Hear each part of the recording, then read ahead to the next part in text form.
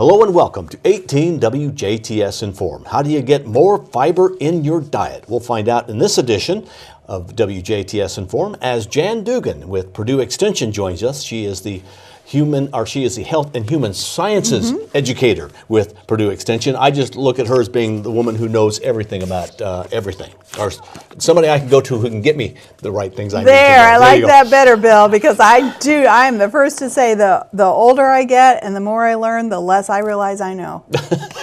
That's good. Well, Jan, we're going to talk about fiber, and you really have made me look at labels for fiber. Which is not something I necessarily looked for before. And now I do that, and I look to try and find things that have a higher fiber content. And I'm surprised sometimes that things I think have fiber do not have fiber, or have little fiber. And I think that's true of a lot of those who are viewing your show today. We know that fiber is an important thing that we need to get every day. In fact, the recommendation for those adults who are over 50 are 25 grams for women and 38 grams for men.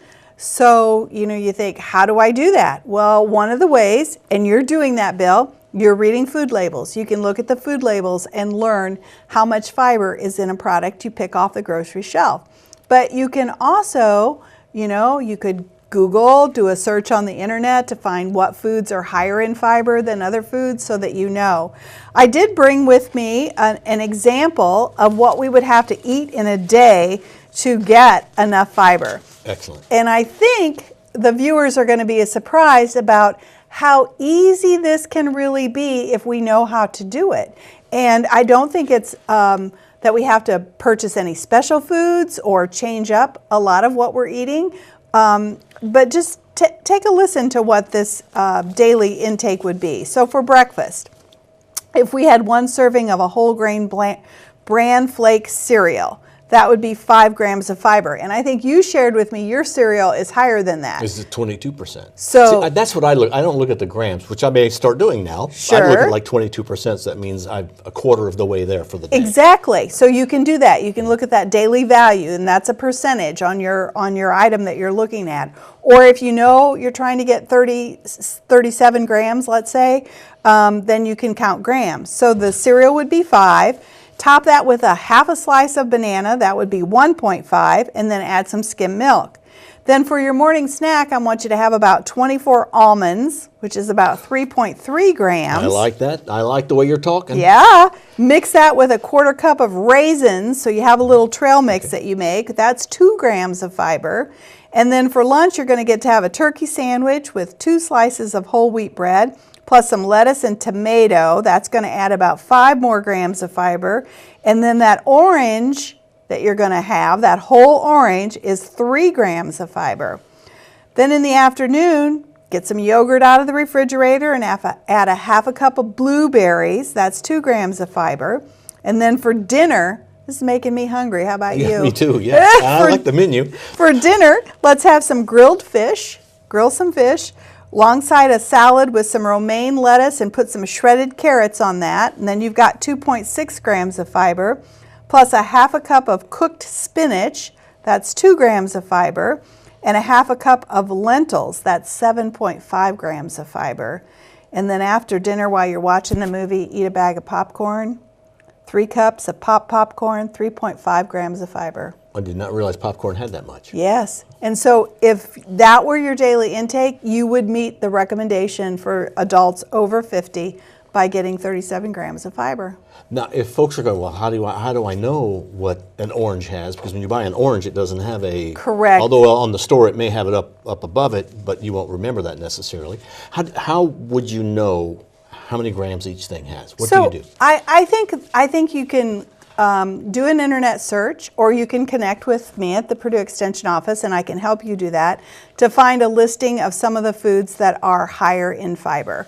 We know that beans are one thing that are higher in fiber. So, just by thinking about, I need to incorporate more beans somehow in my menus that I'm making. And a lot of people like black beans. They enjoy them. They like to use the canned product, which we highly recommend that if you use this canned beans that you rinse them before using them. Because you're washing off the salt. Yes, you're getting rid of that sodium content that's in there, but then you're still having the fiber. But I want to recommend that you try dried black beans rather than the canned beans. They're going to be less expensive, and you know what? I think you're going to enjoy the flavor of them a lot. So if we have time, I'd like to share a quick way of doing the dried beans. I was just going to ask you, what do you do with dried beans? You have to do something to them. You do. So first of all, you need to soak them overnight. Okay. So the method that I like to use uses 1 pound of dried black beans and 20 cups of water divided. So you need 10 cups to soak them in.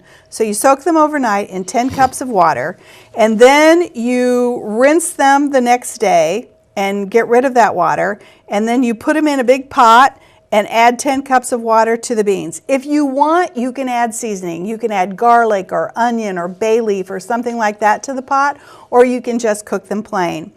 Then you'll bring that to a boil. Bring that pot of beans. I got this big pot of beans. We bring it to the boil.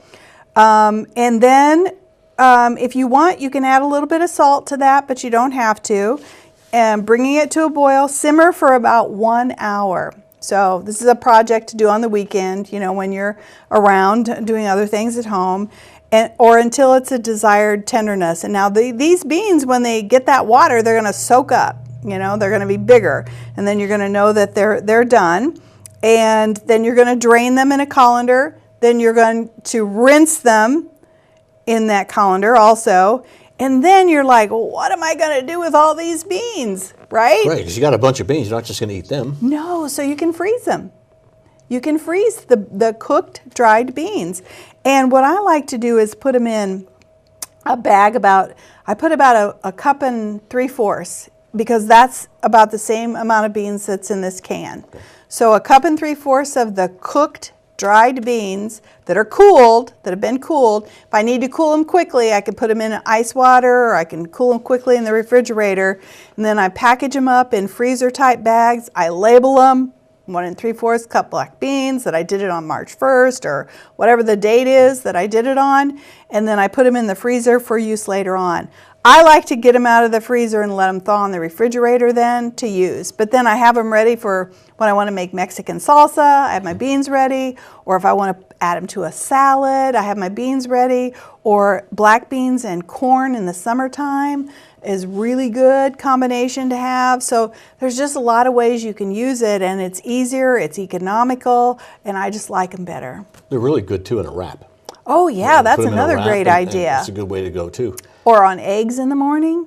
Do you ever put black beans and salsa on eggs in the morning? Sure. Yeah. And then you get your fiber. Right. You know, and you only need to use like 1/4 cup at a time to add some fiber to your diet. So that's a really easy way of adding fiber. But as we shared earlier, the menu for the day, it's really typical of what a lot of us might eat during the day, but just conscientious about choosing those whole grains, choosing those whole fruits.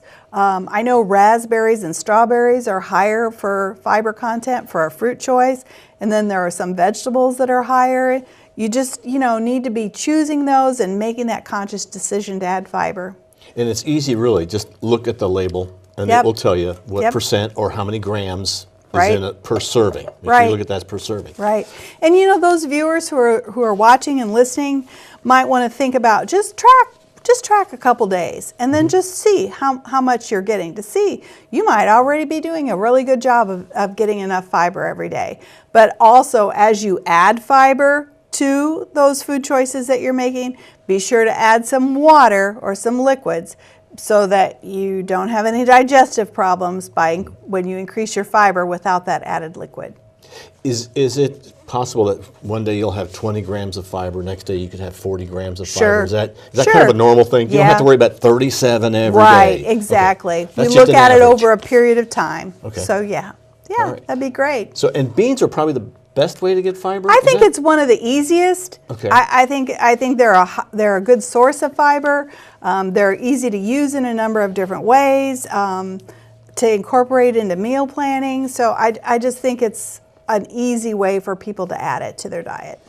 Is it okay to buy those fiber supplements? I know I've seen cookies that are special fiber cookies because they got extra fiber in them, or that there's like a liquid. So I'm not an expert on supplements. But I do know that some physicians recommend different dietary supplements to increase someone's fiber. So that is a conversation you need to have with your physician. But with anything, it's always best to do it fresh. Do it Well, fresh and do it real. Yeah, that's what I like, fresh and real. Fresh and real. And local if you can. Excellent. Jan, thank you very much for coming and talking about fiber. Okay. Hopefully you can put more fiber in your diet. Thanks to Jan Dougan, who is the Health and Human Sciences educator with Purdue Extension. You have a question? Give Jan a call. She knows a lot of information, and what she doesn't know, she knows how to get it. Jan, thank you. Thank you. Thank you for watching WJTS. We are local people watching local people.